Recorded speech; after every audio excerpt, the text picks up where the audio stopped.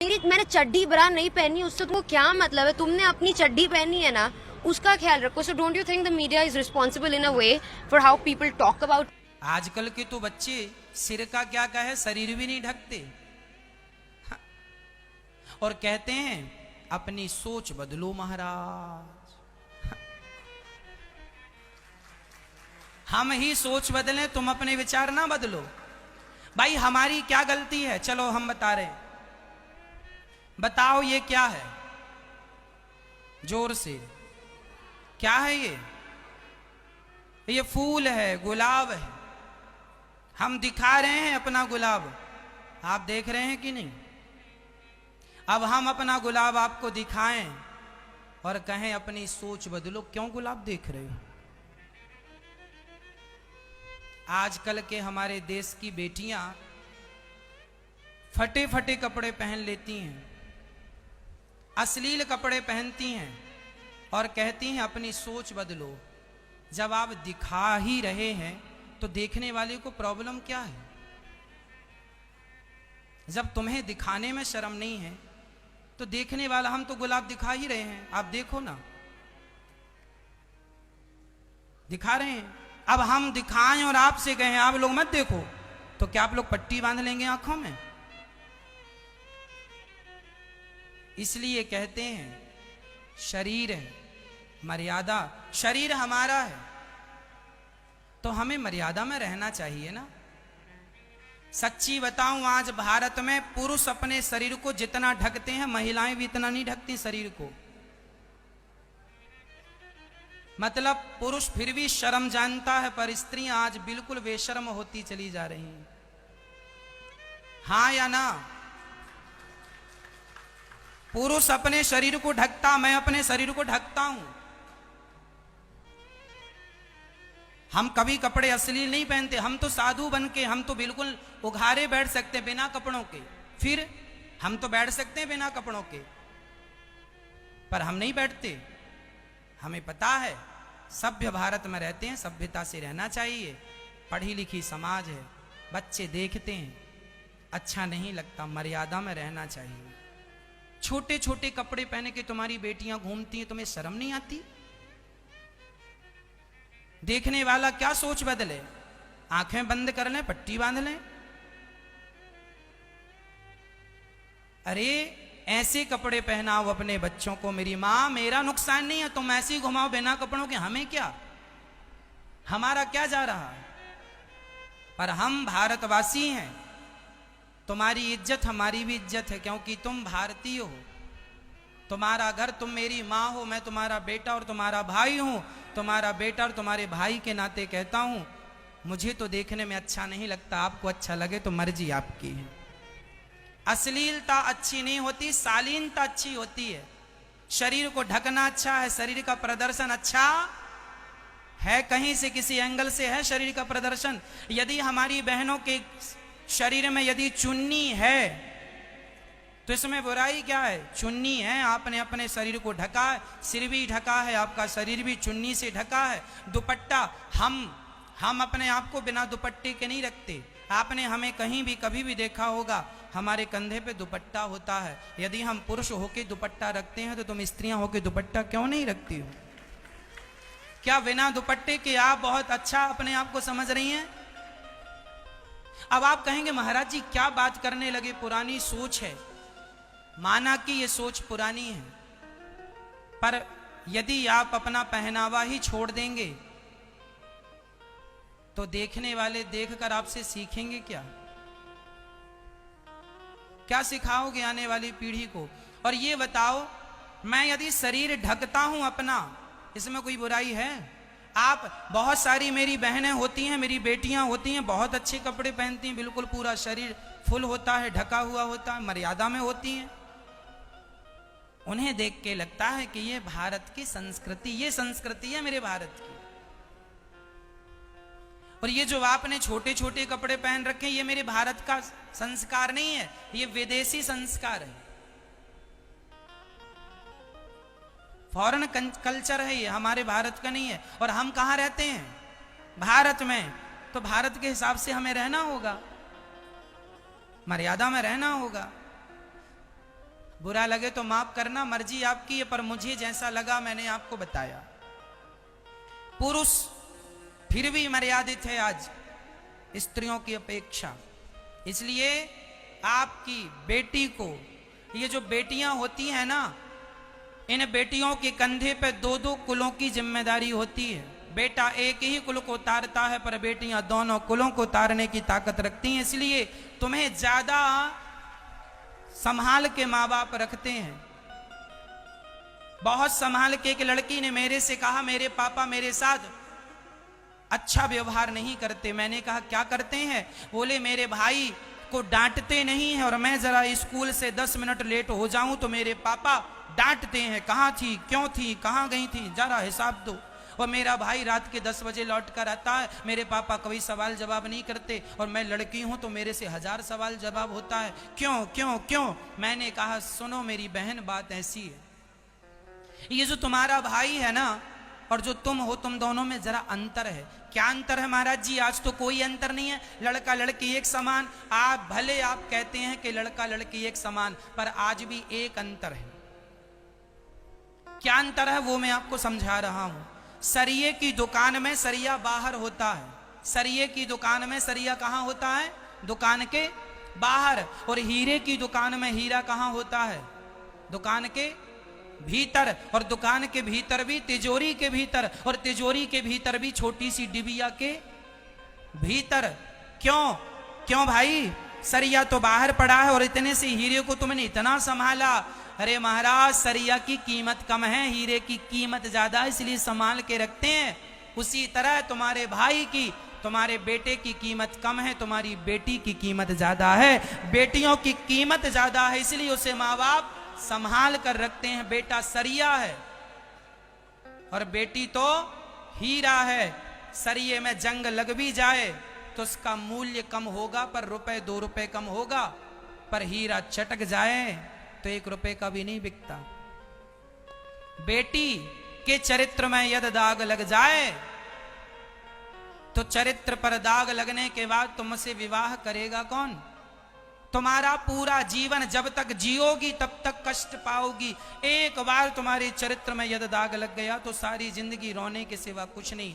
आज भी समाज में जिन लड़कों की बदनामी हो जाती है ना, जो लड़के बहुत सारी लड़कियों के साथ गलत संबंध रखते हैं, उन लड़कों का विवाह हो जाता है, उनके विवाह में तकलीफ नहीं जाती।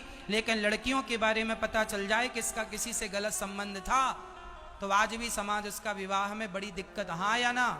फिर लोग कहते हैं लड़का लड़की एक समान है, लेकिन इस सोच को कैसे बदलोगे आप?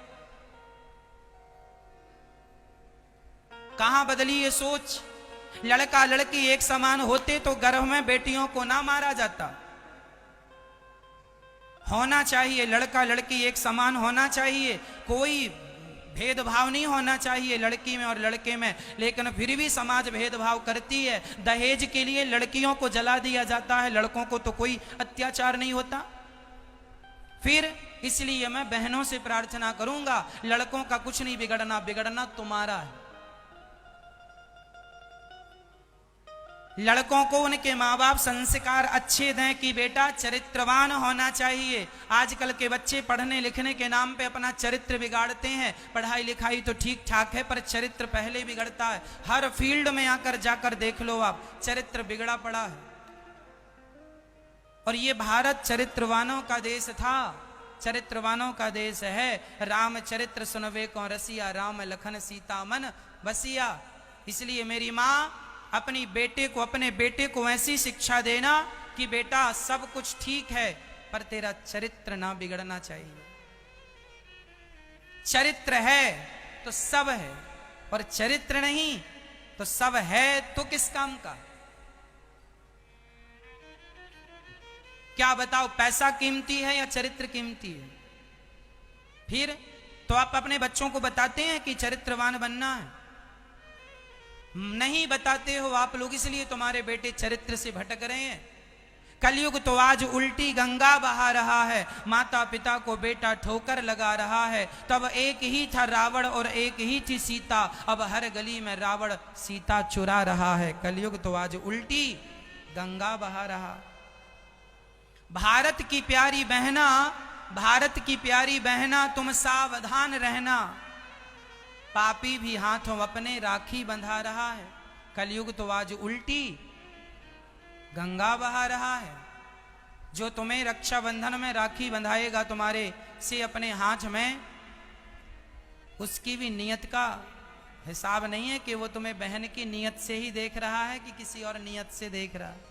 इस कलयुग में तो रिश्ते भी शर्मसार होते चले जा रहे हैं, हाँ या ना। पहले तो भाई और बहन का रिश्ता बड़ा पवित्र हुआ करता था, लेकिन इस कलयुग में तो कितने भाई बहनों का रिश्ता दूषित हो चुका है। इसलिए जिसकी कलाई में राखी बांधो उससे जरूर कहो कि जितना प्यार तू मुझसे करता है, अपने सगे भाई से कहना, एक माँ का जो तुम्हारा भाई है उस भाई से कहना, जितना प्यार तू हमसे करता है अपनी बहन से, संसार की हर लड़की को मेरी ही दृष्टि से देखेगा, अर्थात बहन की दृष्टि से देखेगा। क्योंकि आज मैं तेरी बहन हूं और जिसे तू गंदी निगाहों से देख रहा है वो भी किसी की बहन है। सोचो कि उस दामिनी नाम की लड़की के साथ क्या हुआ। 16 दिसंबर की रात्रि दामिनी के सारे भारत ने देखा, सुना, जाना। उस लड़की के साथ लोगों ने गलत किया और उसके शरीर में सरिया डाल दी। वो दर्द की आप कल्पना कर सकते हैं? वो क्या दर्द रहा होगा उसका। अरे वो भी किसी की बहन थी, वो भी किसी की बेटी थी और उसके साथ गलत करने वालों की भी बहनें रही होंगी, हाँ या ना। काश उनकी बहनों ने कभी कहा होता अपने भाई से, भैया जितना प्यार हम तुम्हारी बहन है ना, सड़क में चलती हर लड़की को बहन ही समझना, क्योंकि वो भी किसी की बहन है, वो भी किसी बाप की बेटी है, वो भी दर्द जानती है, पीड़ा जानती है, वो भी स्वतंत्रता से घूमना चाहती है। पर तुम जैसे लोगों के कारण आज लड़कियों का निकलना दुर्लभ हो गया है। इसलिए अपने आप को बचा के रखो, संभाल के रखो। बस अपने भाइयों से इस बार रक्षाबंधन में कौन सा गिफ्ट लेंगी बहनें? क्या कहोगी? जैसे मुझे देखता है वैसे ही हर लड़की को देखेगा, हाँ या ना। जैसे मुझे कैसे देखता है देख। क्या तू मेरे बारे में गलत सोच सकता है? नहीं, तो फिर दूसरी लड़की के बारे में गलत क्यों सोचता है? यदि तू किसी और लड़की के बारे में गलत सोचता है तो मैं भी तो बाजार जाती हूं, फिर मुझे भी तो कोई देखेगा, तो फिर वो मेरे बारे में गलत सोचेगा। सोच हम अपनी सुधारें, हम अपने को बदलेंगे तब देश बदलेगा। ये बताओ, जमाने से हम हैं या हमसे जमाना है? जमाने से हम हैं या हमसे जमाना है? बोलो मेरी मां। जमाने से हम नहीं है, हमसे। लोग कहते हैं जमाना बुरा है और जमाना भी तुमसे ही है। तुम ही अच्छे होते तो जमाना अपने आप अच्छा हो जाता, क्योंकि तुमसे ही तो जमाना है। बुरे तुम हो इसलिए जमाना भी बुरा है। इसलिए हमें सोच सही करनी है। हर लड़की को संभल के रहना है। कोई प्यार मोहब्बत की बातों में ना पड़ा करो। कोई लड़का तुमसे प्यार नहीं करता मेरी बहनों, तुम्हारे सुंदर शरीर से प्यार में हिजाब है।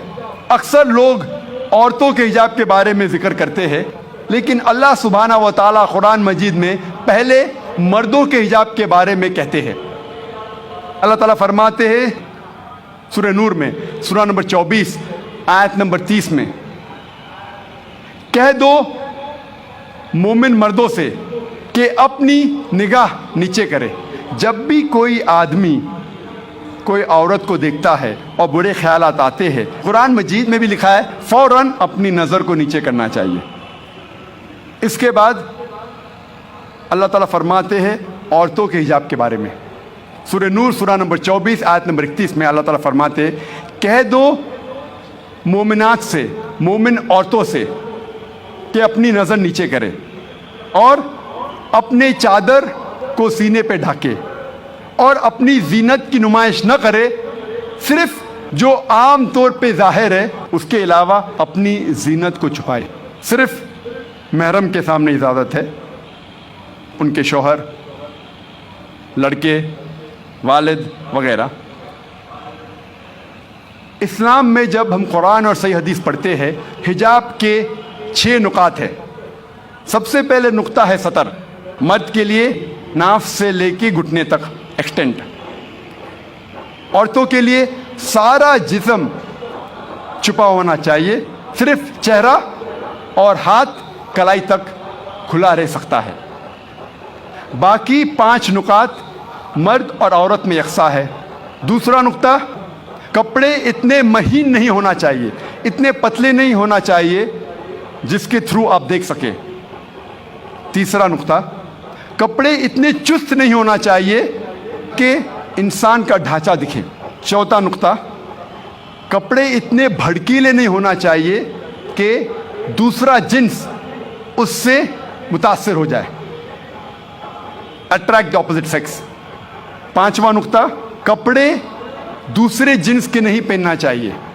और छठा नुक्ता, दूसरे मज़हब की निशानी वाले कपड़े मत पहनिए। ये 6 नुकात है।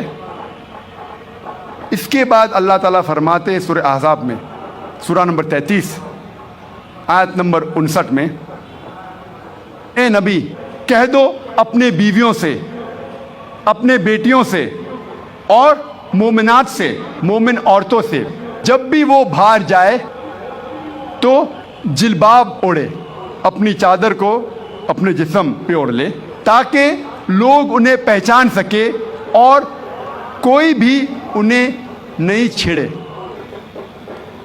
कुरान में हिजाब क्यों किया जाता है लिखा है, ताकि लोग उन्हें पहचान सके और कोई भी शख्स उन्हें नहीं छेड़े। मिसाल के तौर पे, अगर 2 जुड़वा बहन जो बहुत खूबसूरत है, यकसा खूबसूरत है, अगर हैदराबाद के सड़क पे चल रही है, दोनों बहन हैदराबाद के सड़क पे चल रही है, दोनों खूबसूरत है, यकसा खूबसूरत है, जुड़वा बहन है। एक बहन पहनी हुई है इस्लामिक लिबास, इस्लामी लिबास, सारा जिस्म ढका हुआ है, सिर्फ चेहरा और हाथ कलाई तक खुले हैं। दूसरी बहन मगरबी लिबास पहनी हुई है, मिनी स्कर्ट्स और शॉर्ट्स, और दोनों बहन चल रहे हैं हैदराबाद की सड़क पर। कोने पे एक लफंगा खड़ा है लड़की को छेड़ने के लिए। मैं पूछना चाहता हूँ, वो किसको छेड़ेगा? वो बहन जो इस्लामी लिबास में है या वो बहन जो मगरबी लिबास में है, मिनी स्कर्ट्स और शॉर्ट्स? किसको छेड़ेगा? किसको छेड़ेगा? वो बहन जो मगरबी लिबास पहनी हुई है, मिनी स्कर्ट्स और शॉर्ट्स। कुरान में अल्लाह ताला सही फरमाते हैं कि हिजाब करो ताकि लोग आपको पहचान सके और कोई भी आपको नहीं छेड़े। और इसके बाद इस्लाम की शरीयत ये कहती है, अगर कोई शख्स किसी औरत का बलात्कार करता है, उसके लिए है सजाए मौत। गैर मुसलमान कहेंगे सजाए मौत 21वीं सदी में? कितना बेदर्द मज़हब है इस्लाम, कितना बेरहम मज़हब है इस्लाम। लेकिन जब मैं सवाल गैर मुसलमानों से पूछता हूँ, और हज़ारों गैर मुसलमानों से पूछा हूँ कि मिसाल के तौर पे अगर अल्लाह ना करे, खुदा ना करे, कोई आपकी माँ का बलात्कार करता है और वो बलात्कार करने वाले को मैं आपके सामने ले आता हूँ और आपको जज बनाता हूँ, आप क्या सज़ा देंगे उसे? 100% गैर मुसलमानों ने कहा कि मैं उसे सजाए मौत दूंगा। कुछ गैर मुसलमानों ने कहा मैं उसे तड़पा तड़पा के मारूंगा। तो कौन आपकी वालदा का बलात्कार करता है, ज़िना बिल जब्त करता है, आप कहते हैं कि सजाए मौत? किसी और के वालदा का बलात्कार कोई करता है, आप कहते हैं सजाए मौत गलत है। वाई दी डबल स्टैंडर्ड्स? दो तरफा क्यों? और यूएसए हम समझते हैं कि सबसे तालीम याफ्ता मुल्क है, तरक्की याफ्ता मुल्क है। आप शायद ये नहीं जानते कि इस मुल्क यूएसए में सबसे ज़्यादा बलात्कार होते हैं। अगर आप फहरिस्त देखेंगे वो ममालिक की जिसमें सबसे ज़्यादा बलात्कार ज़िना बिल जब्र होता है, ऊंचे नंबर पे आता है यूएसए। 1991 स्टैटिस्टिक्स FBI के रिपोर्ट के मुताबिक 1990 में हर साल, उस पूरे साल में एवरेज हर रोज 1756 बलात्कार हुए यूएसए में। 1990 में एफबीआई स्टैटिस्टिक्स के मुताबिक हर रोज यूएसए में 1756 बलात्कार हुए। 1996 स्टैटिस्टिक्स के मुताबिक, यूएस डिपार्टमेंट ऑफ जस्टिस के मुताबिक, हर रोज 1996 में 2713 बलात्कार हुए, ज़िना बिल जब्र हुए। 1990 में 1756, 1996 में 2713। हो सकता है 6 साल में अमेरिकन और निडर हो गए, इसलिए तादाद बढ़ गई। 1996 स्टैटिस्टिक्स के मुताबिक हर 32 सेकंड में एक बलात्कार हुआ यूएसए में, हर 32 सेकंड्स। हम यहाँ तकरीबन 2 से 3 घंटे है इधर। इस 2 घंटे में 200 से ज्यादा बलात्कार यूएसए में हो चुके होंगे। जब से हम यहाँ हैं, जमा हुए हैं 2 घंटे से, 200 से ज्यादा बलात्कार यूएसए में हो चुके होंगे। मैं आपसे पूछना चाहता हूं, अगर हम इस्लामिक शरीयत, इस्लामिक कानून यूएसए में लागू करते हैं, कोई भी आदमी कोई औरत को देखता है और गलत ख्यालात आते हैं, उसे नज़र नीचे करनी चाहिए। उसके बाद औरतें इस्लामिक लिबास पहने, सारा बदन ढका हुआ होना चाहिए, सिर्फ चेहरा और हाथ कलाई तक दिख सकता है। इसके बाद अगर कोई आदमी औरत का बलात्कार करता है, ज़िना बिल जब्र करता है, उसके लिए सज़ाए मौत। मैं ये पूछना चाहता हूँ कि बलात्कार की तादाद यूएसए में बढ़ेंगी, वहीं के वही रहेंगी या घटेंगी? घटेंगी। It's a practical law. आप जहाँ भी इस्लामी कानून लागू करेंगे, इस्लामिक शरीयत लागू करेंगे, चाहे वो यूएसए में हो, कनाडा में हो, यूके में हो, हिंदुस्तान में हो, सऊदी अरेबिया में हो, सिंगापुर में हो, जहाँ भी आप लागू करेंगे, फौरन आपको रिजल्ट्स मिलेगा। फौरन उस देश में